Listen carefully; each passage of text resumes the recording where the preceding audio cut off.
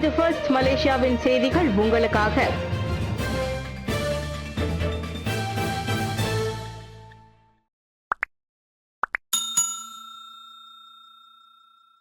தேசிய இந்து அறப்பணி வாரியம் அமைக்கப்பட வேண்டும் என்பதே ஜாலான் மஸ்ஜித் இந்தியா ஆலய விவகாரம் உணர்த்தும் பாடம். ராமசாமி கருத்து.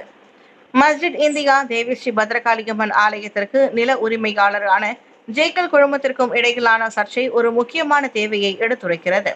அதாவது மலேசியாவில் இந்து மத விவகாரங்களை நிர்வகிக்க ஒரு முறையான அரசு அமைப்பு உருவாக்கப்பட வேண்டும் என உரிமை கட்சியின் தலைவர் பேராசிரியர் டாக்டர் பி ராமசாமி கூறியுள்ளார்.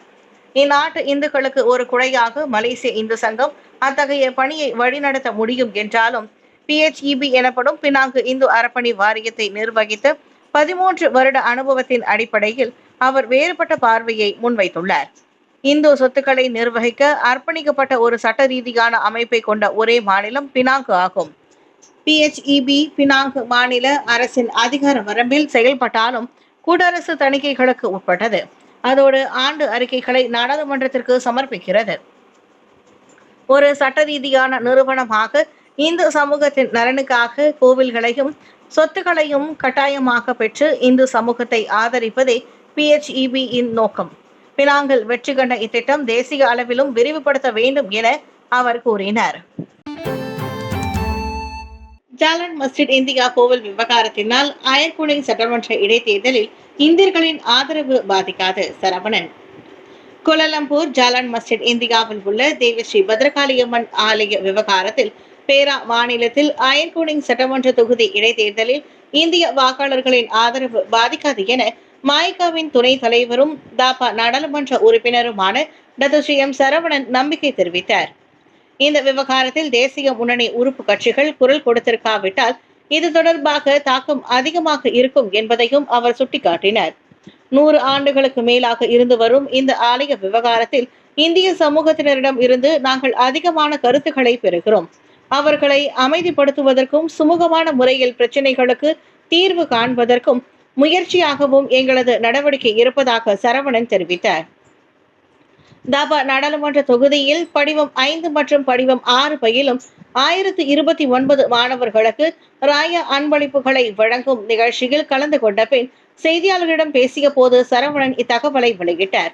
இந்த ஆலய விவகாரத்தில் அரசாங்கம் உத்தரவாதம் வழங்கி இருப்பதோடு நம்பிக்கை கொண்ட மக்கள் பிரதிநிதிகளும் இருப்பதால் நல்ல தீர்வு கிடைக்கும் என மக்கள் நம்பிக்கையோடு உள்ளனர். உணவகங்களில் வேலை செய்ய அந்நிய தொழிலாளர்களுக்கு விரைந்து அனுமதி வழங்கவே பிரஸ்மா பிரிமாஸ் கோரிக்கை. தற்போது உணவக தொழில்துறையில் வேலை செய்வதற்கு கடுமையான தொழிலாளர் பற்றாக்குறை நீடிப்பதால் அதனை தீர்ப்பதற்கு வெளிநாட்டு தொழிலாளர்கள் வேலை செய்வதற்கு அரசாங்கம் அனுமதி வழங்க வேண்டும் என மலேசிய இந்திய உணவக உரிமையாளர் சங்கம் மற்றும் மலேசிய இந்திய முஸ்லிம் உணவக சங்கங்களான பிரஸ்மாவும் பிரிமாஸும் கூட்டாக கோரிக்கை எழுப்பியுள்ளன. அண்மையில் பிரதமர் ஸ்ரீ அன்வார் இப்ராஹிம் அவர்களை சந்தித்து இந்த கோரிக்கையை முன்வைத்தோம். இதனை பரிசீலிப்பதாக பிரதமர் கூறியிருந்தார். தொழிலாளர்கள் பற்றாக்குறையால் மலேசிய இந்திய உணவக உரிமையாளர்களும் இந்திய முஸ்லிம் உணவக உரிமையாளர்களும் பெரும் சிரமத்தை எதிர்நோக்கி வருகின்றனர். எனவே இந்த பிரச்சனையை தீர்ப்பதில் அரசாங்கம் கூடுதல் கவனம் செலுத்த வேண்டும் என பிரஸ்மா தலைவர் டாக்டர் ஹாஜி ஜவஹர் அலி மற்றும் பிரிமாஸ் தலைவர் டாக்டர் சுரேஷ் கோவிந்தசாமி ஆகியோர் கூட்டாக அறைகூவல் விடுத்தனர். பல உணவகங்கள் தொழிலாளர் பற்றாக்குறையினால் மூடும் சூழ்நிலையை எதிர்நோக்கி வருவதால் இந்த விவகாரத்தில் அரசாங்கம் தீவிர கவனம் செலுத்த வேண்டும் என டாக்டர் சுரேஷ் கோவிந்தசாமி கேட்டுக்கொண்டார். தவறான நிர்வாகத்தால் இந்திய தொழில் முனைவர்கள் பெரும் இழப்புகளை சந்திக்கின்றனர். டாக்டர் அன்புமணி பாலன்.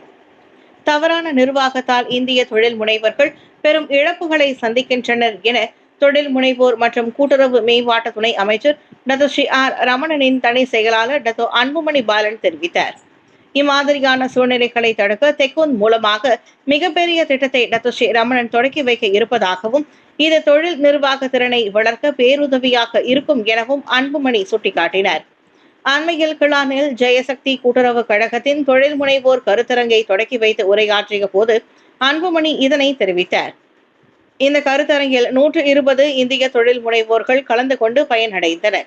இக்கருத்தரங்கில் தெக்கூன் உதவி திட்டம், அமனா இக்தியார், SEM, சகிம் போன்ற தொழில் உதவி திட்டங்கள் ஒரே மேடையில் இணைக்கப்பட்டு அவற்றின் பயன்பாடு விண்ணப்ப முறை, செயல்பாடு மற்றும் வணிக உத்திகள் குறித்து பரிசீலிக்கப்பட்டுள்ளது. தனது காரை ராயா கருப்பொருள் கொண்டு வர்ணமயமாக அலங்காரங்களுடன் இயக்கி நெட்டிசன்களின் இதயங்களை கவர்ந்த மின் ஹெய்லிங் ஓட்டுநர். சீன ஹெய்லிங் ஓட்டுநர் ஒருவர் தனது காரை வர்ணமயமான அலங்காரங்கள் மற்றும் கெத்துபாட் அலங்காரங்களுடன் பண்டிகை கால ஹரிராயா கருப்பொருள் சவாரியாக மாற்றியதன் மூலம் மலேசியர்களின் இதயங்களை கவர்ந்துள்ளார். த்ரெட்ஸ் பயனர் ஜாங்கர்ஸ் தனது ஹெய்லிங் கார் வீடியோவை பகிர்ந்துள்ளார். இது பண்டிகை கால ஆச்சரியத்தை காட்டுகிறது. இன்று காலை வேலைக்கு செல்லும் வழியில் நான் ஒரு ஹெய்லிங் சவாரி செய்தேன். அவர் சீனராக இருந்தாலும் அவரது முயற்சியை பாராட்டுகிறேன். காரில் இருந்த ராயா அலங்காரங்கள் எங்களை மகிழ்ச்சியடைய செய்தன. மேலும் அவர் ராயா பாடல்களையும் வாசித்தார் என அவர் பதிவிட்டுள்ளார். அனுமதியின்றி பட்டாசு வெடித்தால் சிறை தண்டனை, கடுமையான அபராதம் விதிக்கப்படலாம், ஐஜிபி எச்சரிக்கை. அசம்பாவிதங்களை தவிர்க்க பட்டாசுகளுடன் விளையாட வேண்டாம் என பொதுமக்களை போலீஸ் நினைவூட்டியுள்ளது. இந்நடவடிக்கையால் கடுமையான காயங்கள், தீ விபத்துகள் மற்றும் பொது அமைதி பாதிக்கப்படலாம் என தேசிய போலீஸ் படை தலைவர் தான் ஸ்ரீ அசருடின் ஹுசைன் கூறினார். அனுமதியின்றி பட்டாசு கொளுத்தி விளையாடுவது 1957 ஆண்டு வெடிப்பொருட்கள் சட்டத்தின் கீழ் குற்றமாகும். குற்றவாளிகளுக்கு கடுமையான அபராதங்களும் சிறை தண்டனையும் விதிக்கப்படலாம் என ஐஜிபி எச்சரித்தார். இவ்வாண்டு இதுவரையில் கெடா மற்றும் கிளந்தானில் பட்டாசு விளையாடியதால் 2 சிறார்கள் காயமடைந்ததையும் அவர் சுட்டிக்காட்டினார். கெடாவில் 7 வயது சிறுவன் பந்து பட்டாசை கொளுத்தி வீசும் முன்னரே அது வெடித்ததால் முகத்திலும் கையிலும் காயமடைந்தான். கிளந்தானில் சொந்தமாக தயாரித்த பட்டாசு திடீரென வெடித்ததில் 13 வயது பையனின் 3 கை விரல்கள் துண்டாகின. இதுபோன்ற சம்பவங்கள் மீண்டும் நிகழாதிருக்க இந்த பெருநாள் காலத்தில் பெற்றோர்கள் மேலதிக கவனத்துடன் இருக்க வேண்டும் என ஐஜிபி கேட்டுக்கொண்டார். கினபாலு மலையில் இருந்து இறங்கும் போது தவறி விழுந்து காயமடைந்த சிங்கப்பூர் மாது. சபா கினபாலு மலையில் இருந்து இறங்கும் போது தவறி விழுந்த 56 வயது சிங்கப்பூர் மாது தலையில் காயமடைந்தார். நேற்று காலை 7 மணிக்கு அச்சம்பவம் நிகழ்ந்துள்ளது. தகவல் கிடைத்து ராணுவ தீயணைப்பு மீட்பு துறையினர், மலை மீட்பு குழுவினர், மருத்துவ குழுவினர் என 17 பேர் சம்பவ இடம் விரைந்தனர். கீழே விழுந்ததில் தலையில் ரத்தம் கொட்டிய அம்மாதுவுக்கு முதலுதவி சிகிச்சைகள் வழங்கப்பட்டு பின்னர் ஆம்புலன்ஸ் மூலம் அருகில் உள்ள மருத்துவமனைக்கு அவர் அனுப்பப்பட்டார். மீட்பு பணிகள் நண்பகல் 12 மணிக்கு நிறைவுற்றன. கோலாலம்பூரிலிருந்து திருச்சி சென்ற பயணியிடம் 2.64 மில்லியன் ரிங்கிட் மதிப்பிலான கஞ்சா சிக்கியது. கோலாலம்பூரிலிருந்து ஏர் ஏசியா விமானத்தில் தமிழகத்தின் திருச்சி சென்ற பயணியிடம் 2.68 மில்லியன் ரிங்கிட் மதிப்பிலான கஞ்சா வகை போதைப் பொருள் சிக்கியது. நேற்று முன்தினம் காலை 8 மணிக்கு ஏர் ஏசியாவின் AK-25 விமானத்தில் அப்பயணி திருச்சிராப்பள்ளி அனைத்துலக விமான நிலையம் வந்திறங்கினர்.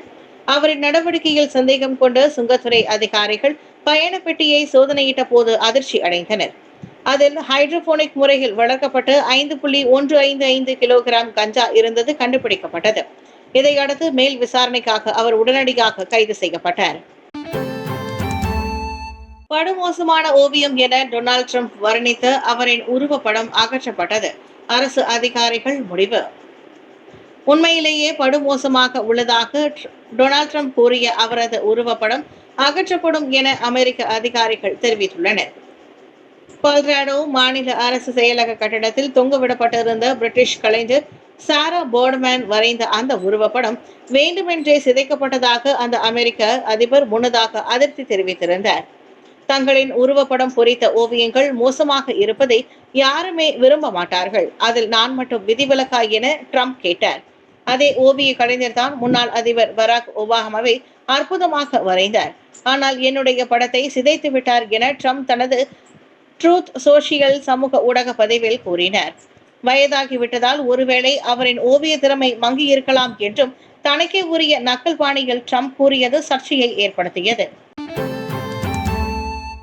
ஊழல் விசாரணையில் இஸ்தான்புல் மேயர் கைது, துருக்கியில் வெடித்த மாணவர் போராட்டம். துருக்கி தலைநகர் இஸ்தான்புல் மேயர் எக்ராம் இமமோக்லு ஊழல் புகாரில் கைதாகி சிறையில் அடைக்கப்பட்டதை கண்டித்து இங்கு புதிதாக மாணவர் போராட்டம் வெடித்துள்ளது. பல்லாயிரக்கணக்கான மாணவர்கள் நேற்று இஸ்தான்புல் சாலைகளை ஆக்கிரமித்தனர். உள்ளூர் மக்களும் அதில் சேர்ந்து கொண்டதால் மாநகரமே ஸ்தம்பித்து போனது. அண்மைய ஆண்டுகளில் துருக்கி கண்ட மாபெரும் சாலை ஆர்ப்பாட்டம் இதுவாகும். மார்ச் 19ஆம் தேதி இமமோக்லு கைதானதும் தொடங்கிய ஆர்ப்பாட்டம் துருக்கியில் உள்ள 81 மாவட்டங்களில் குறைந்தது 55 மாவட்டங்களுக்கு பரவியது. கழக தடுப்பு போலீசாரும் ஆர்ப்பாட்டக்காரர்களும் மோதிக்கொண்டதால் விஷயம் பெரிதாகி அனைத்துலக சமூகத்தின் கண்டனத்தை பெற்றது. நேற்று கைதான 43 பேரோடு சேர்த்து இதுவரை 1130 பேர் கைது செய்யப்பட்டிருப்பதாக அந்நாட்டு உள்துறை அமைச்சர் சொன்னார். அவர்களில் ஒரு செய்தியாளரும் புகைப்படக்காரரும் அடங்குவர்.